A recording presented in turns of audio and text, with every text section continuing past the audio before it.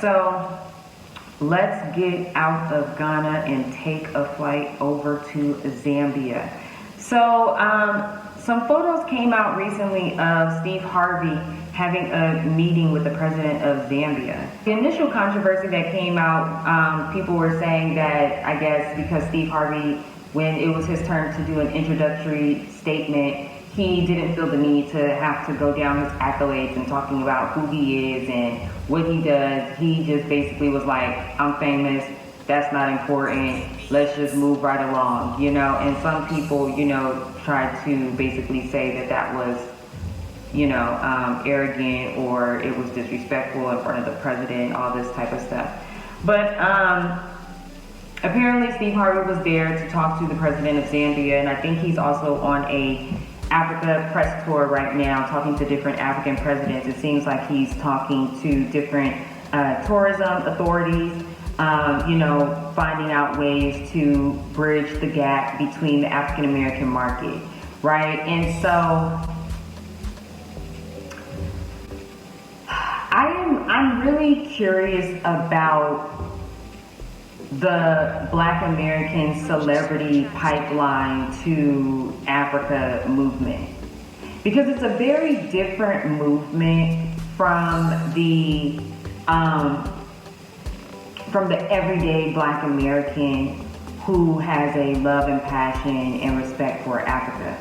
And I find it very interesting the way that a lot of the African presidents, when they want to get into the African American market, the first thing that they do is go to celebrities, right? And I understand they go to celebrities because celebrities are more accessible, they have more to offer, right? They have the money, they have the resources, and more importantly, they are a celebrity, so they have more of a mainstream, you know, presence than some of these African countries.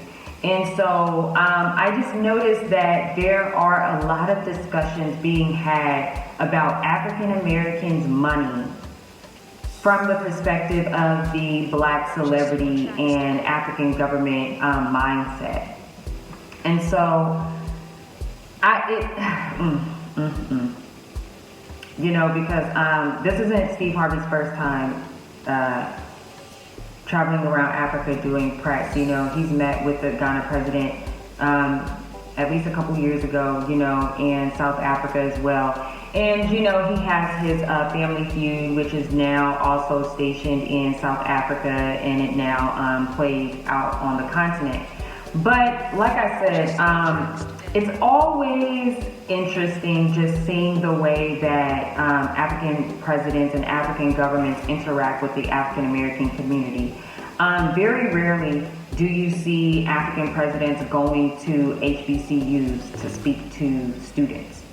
Very rarely do you see African presidents going to meet with, you know, Pan-African organizations or, you know, nonprofit organizations in the States who focus on, you know what I mean, underprivileged communities and things like that. You very rarely, if ever, see the African government go to America and speak to the demographic of the Black community that is not associated with Black entertainment. Very rarely do you see that. And it just reminds me of, you know, the year of return. Obviously, now all of these African countries are looking at Ghana and looking at the money that Ghana is making off of the African American market. And so they want in. You know what I mean? But it reminds me of when Ghana's president went to America. When he went to America, he went to Washington, D.C. And he went to, from my understanding, you know, in that White House, Congress, you know, type of environment. But imagine if the president, like, went to Howard, or he went to Spelman, or he went to, you know, Morehouse, right? Imagine if the president came to America to throw their own event, right? I just think that it's intentional when the African government only interact with the African American community through celebrities and entertainment.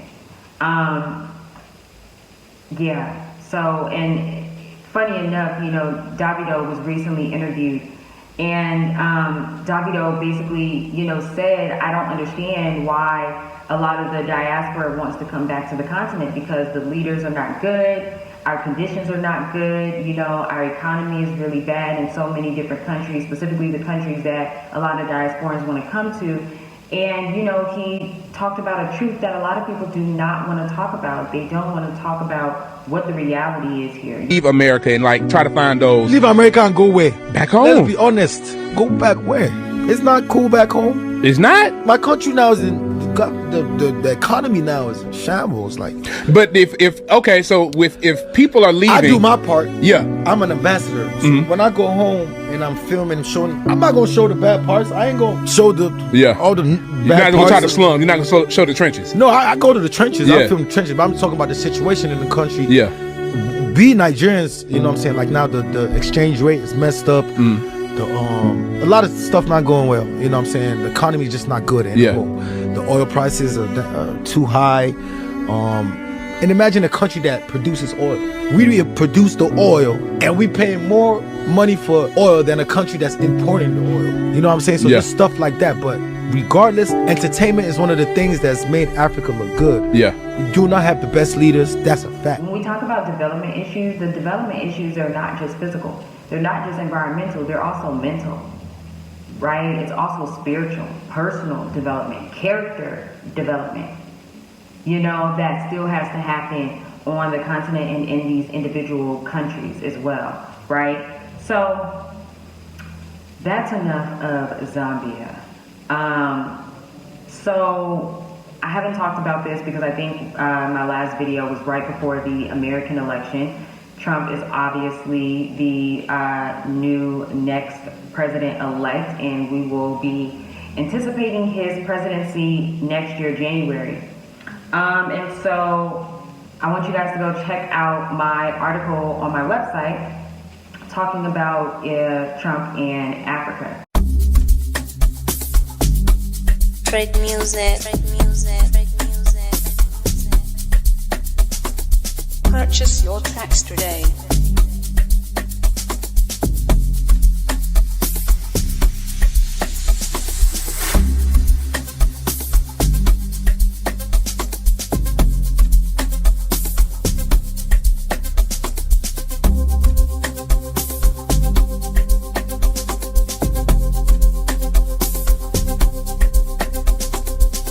When Trump won, it was alarming to see how many African people, not only African people in America, but to see African people, specifically Nigerians, specifically Ghanaians, there were a lot of East Africans as well, and obviously South Africans, who were elated that Trump won.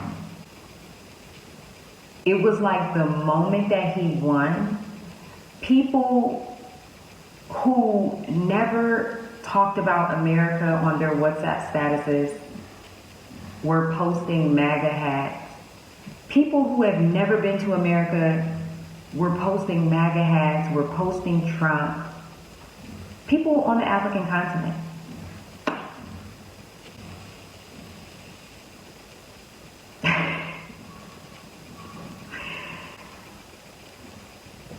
And so, I wanted to do some research on Trump's relationship with Africa, because we all know that back when Trump was president, he made a very open comment about Africa being filled with shithole countries. So that was kind of the last thing that we heard from him.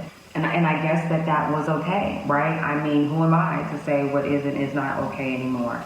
And so, yeah, I just don't really have that much to say about Trump winning. I think that we're just going to have to see. And, you know, like with any president, you just have to prepare yourself and prepare your own life and figure out what position in society do you want to be in. Do you want to be in a position where every time a new president comes into office, your livelihood is affected? Do you want to figure out a lifestyle of sustainability so that you don't have to rely on certain governments and certain forces for the rest of your life? you know, you have to make that decision as you get older and as every day goes on. Because America this season, I don't know, we might be in a finale. We just might be in a finale. I don't know.